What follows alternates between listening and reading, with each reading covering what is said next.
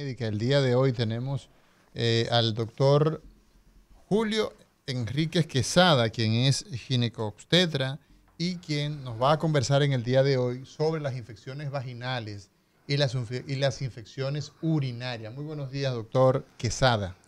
Buenos días a todos, un placer de poder compartir con ustedes esta mañana.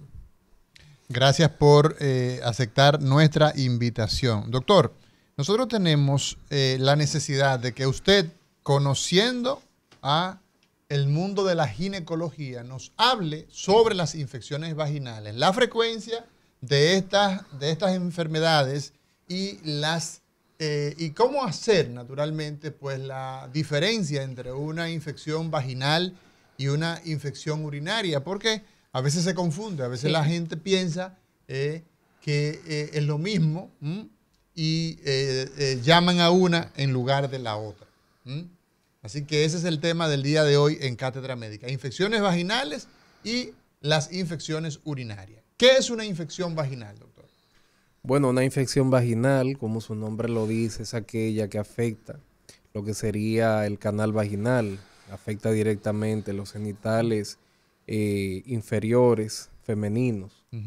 Entonces, hablando de estadísticas, es una de las causas que favorecen, o mejor dicho, que preocupan más a la mujer y motivan a acudir a la consulta. Las infecciones vaginales. Las infecciones vaginales. Alrededor del 70% de las pacientes que acuden a una consulta ginecológica es debido a que padecen algún tipo de infección vaginal. Okay. ¿Y se trata realmente de una infección vaginal o es que se confunde? ¿Cuántas de las personas que piensan, qué porcentaje diríamos nosotros, de la mujer que piensa que tiene una infección vaginal se trata de una infección urinaria?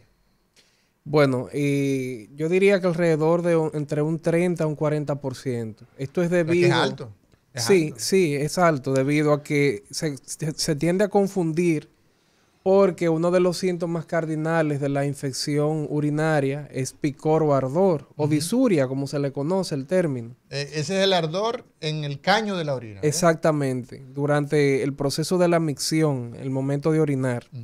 Entonces, ¿qué pasa? Hay ciertos tipos de infecciones vaginales que también me pueden producir una sintomatología similar y se puede relacionar directamente también dependiendo del agente causal. Por ejemplo, hay bacterias que me pueden producir tanto una infección vaginal como también una infección en las vías urinarias. La misma bacteria. O sea que se pueden dar combinadas. Exactamente.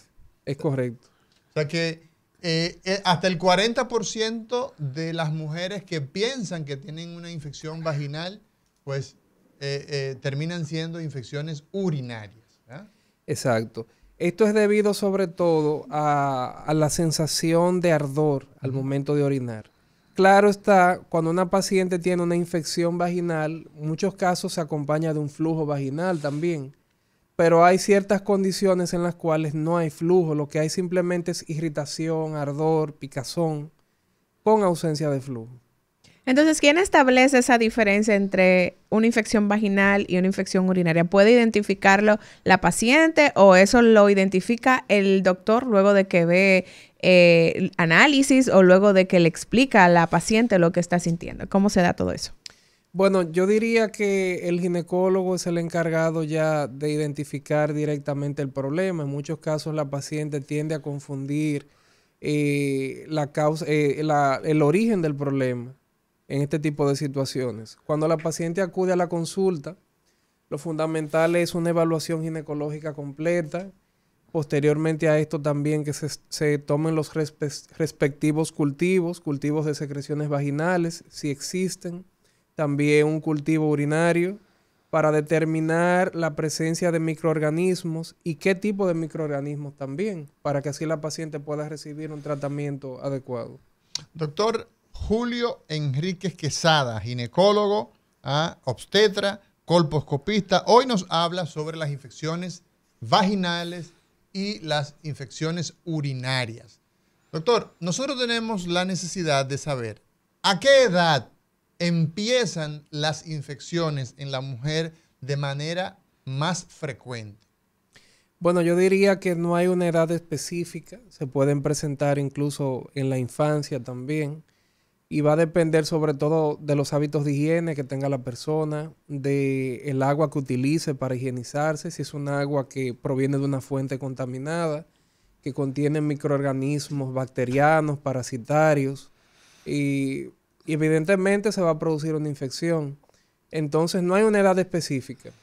Y lo fundamental sobre todo es identificar siempre que el problema esté y acudir al especialista competente. Usted dice que el agua, la fuente con la que se produce el lavado influye mucho.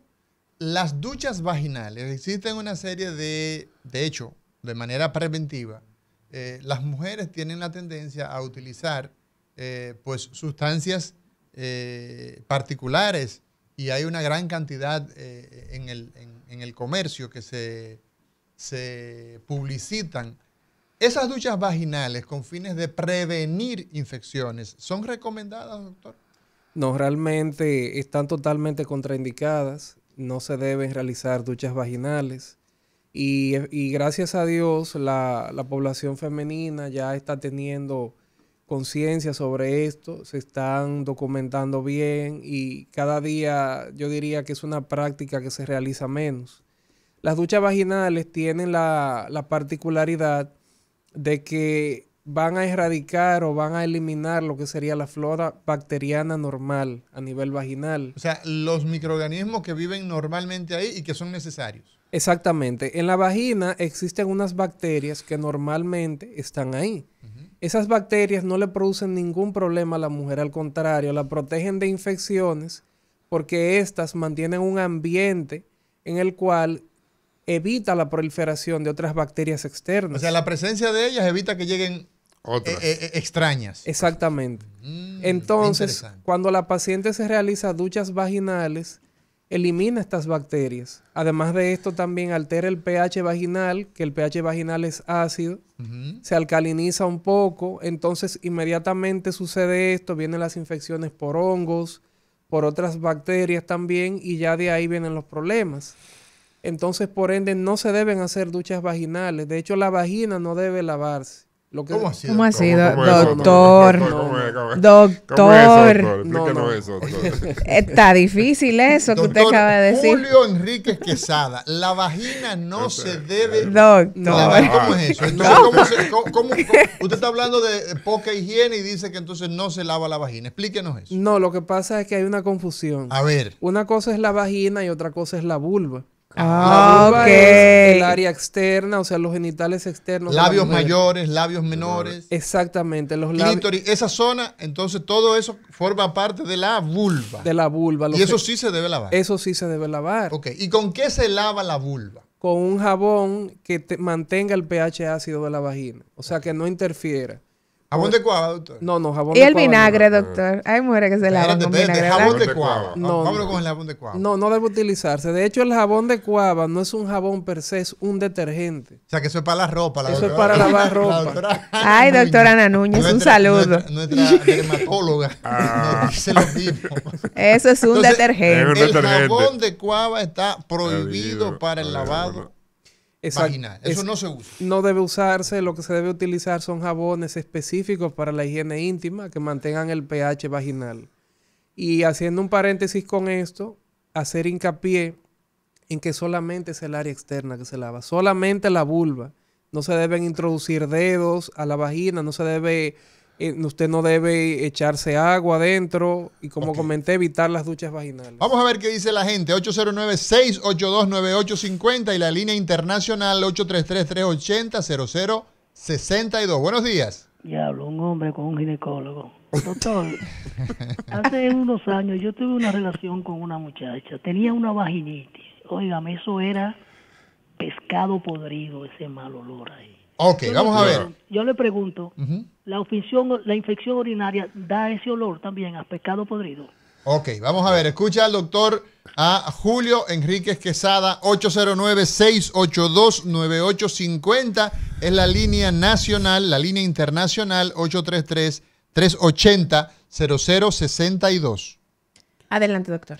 Sí, realmente, como comenté, hay infecciones que dependiendo del agente causal van a producir ciertas manifestaciones como mal olor, flujos vaginales. En el caso de una infección urinaria que produzca secreciones y mal olor, por ejemplo, pudiéramos pensar en una uretritis gonocócica, por ejemplo, el gonococo o gonorrea, como se le conoce comúnmente. Entonces puede presentar esta condición. Pero ya hablando a nivel vaginal, por ejemplo, un olor a pescado podrido, lo que más se relaciona sería una tricomoniasis vaginal, que es producida... La tricomona. La tricomona vaginalis, que es un protozoario, un parásito, que afecta directamente a la vagina y esto se contrae mediante la utilización de aguas contaminadas para la higiene. Okay. Produce un flujo por lo general verduzco de color verde y el olor característico es ese, un olor a pescado. Entonces, doctor, en la misma línea de lo que estaba comentando, sí, el vinagre también, y me gustaría que pudiera hablarnos, usted decía no introducir los dedos, no hacer duchas vaginales, el tema también de los tampones y las copas vaginales, ¿pueden proliferar el tema de las infecciones vaginales?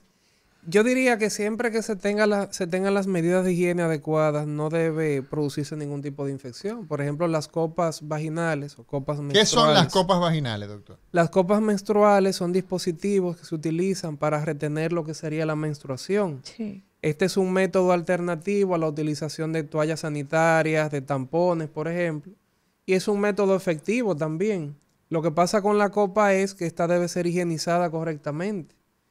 Ya que se reutiliza, la paciente debe lavarla, debe higienizarla correctamente con jabón, todos los mecanismos de higiene adecuados. Además de esto, previo a colocarla, la paciente debe lavarse las manos, debe higienizarse el área externa, los genitales externos, dígase la vulva. O sea, todo tiene que estar limpio antes de colocarla. Si la paciente la coloca con las manos sucias, no se higienizó previamente, va a favorecer la entrada de microorganismos. Entonces, el tema del vinagre, doctor, que lo dejábamos pendiente, ¿por ahí es correcto utilizarlo? ¿Eso es una agresión también a la vulva y a la vagina? El vinagre, lo que pasa con el vinagre es que como es ácido, puede en cierta forma favorecer el pH vaginal, que también es ácido. Pero yo recomiendo más la utilización de jabones específicos para la higiene íntima, ya que el vinagre, por ejemplo, tiene una característica fundamental, es que muchas veces hay que diluirlo con un poco de agua. Sí. Porque si usted lo coloca puro, eso puede producirle incluso una quemadura a nivel de los genitales. Entonces, cuando usted lo diluye con agua, si esa agua está contaminada, ya por ahí viene una infección alternativa. Yeah. Entonces, no, yo no lo recomiendo el vinagre. Muy bien, vamos a seguir con el pueblo. 809-682-9850. Línea internacional 833-380-0062. El doctor Julio Enrique Quesada hablando de infecciones vaginales y urinarias. Adelante. Buen día, doctora Mauro. Saludos para todos en cabina. Gracias, igual para usted. Muy bien, quiero saber acerca del herpes genital. Cuando se hace sexo oral, ¿hay posibilidad de que pueda transferirse esta enfermedad?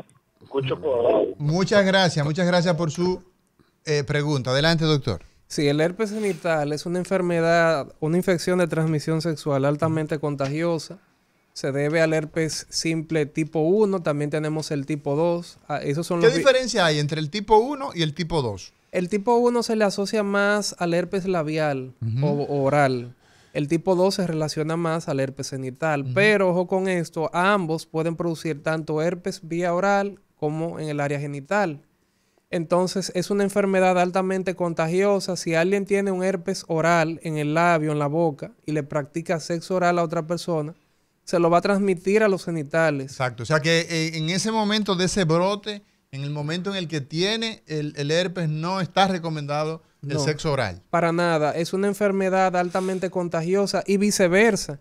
Si alguien padece un herpes genital y otra persona le practica sexo oral, lo va a contraer en la boca. Exacto.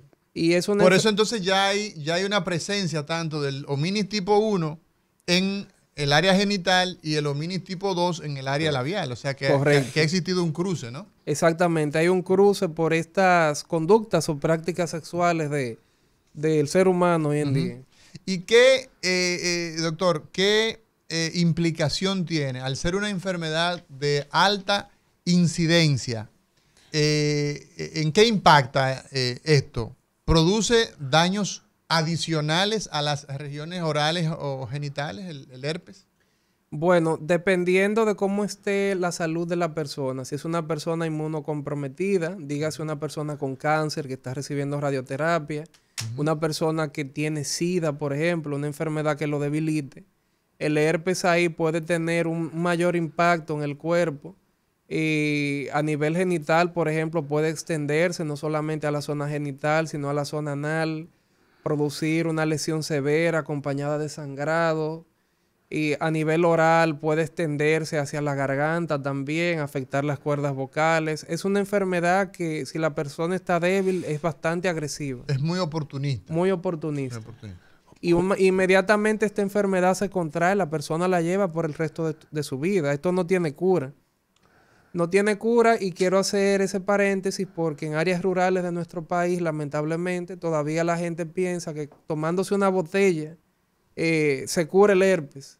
Esto no tiene cura. Usted tiene un brote, el brote se le quita, pero usted lleva el virus dentro de su cuerpo ahí, de por vida y en cualquier momento puede resurgir otra vez. Y lo importante en esto, doctor, es que el herpes, por ejemplo, es una enfermedad que tiene esas características. Sin embargo, el buen estado de salud hace que las personas tengan una vida normal. Claro. Eso es importante también saberlo. Vamos a ver qué dice la gente. Buenas.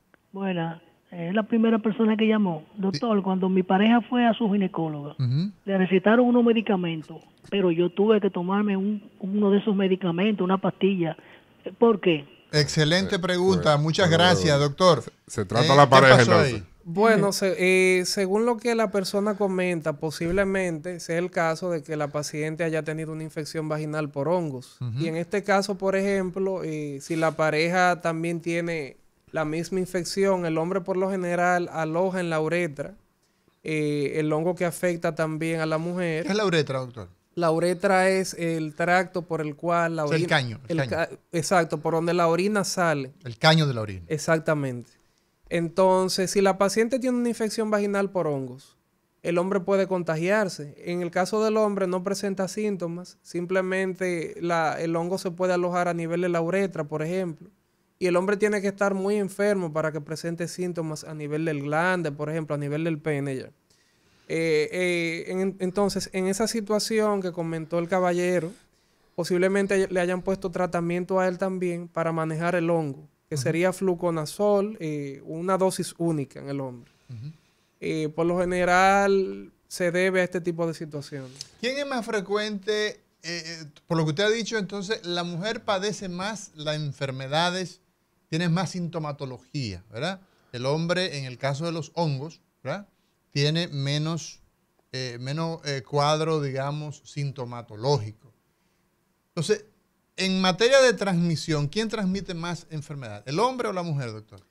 Yo diría que la mujer, porque la mujer, como la vagina, es un ambiente propicio, un ambiente cerrado, húmedo, que puede alojar secreciones, las cuales pueden permanecer ahí durante días. La mujer es más propensa a transmitir que el hombre, mientras que el hombre, el pene por lo general está seco y el hombre sí es una persona higiénica, que se higieniza constantemente, el pene siempre está limpio. Y también la práctica, por ejemplo, de la circuncisión. Exactamente. Es muy recomendado el hecho de... Porque